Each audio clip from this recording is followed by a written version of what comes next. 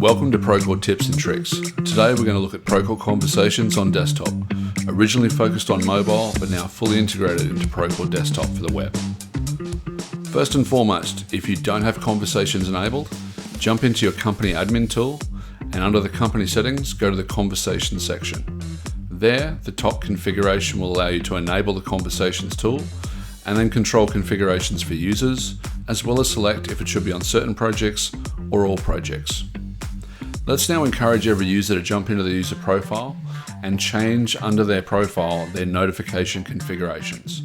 This will allow them to configure their own personal preferences for in-app notifications for Conversations and how that will behave. Let's jump over and have a look at the Conversations tool. All the detail of all the conversations across all the projects are there. If we jump into RFIs, for example, we can create a new conversation directly from that item. This can also be done in observations, budgets, and many other places.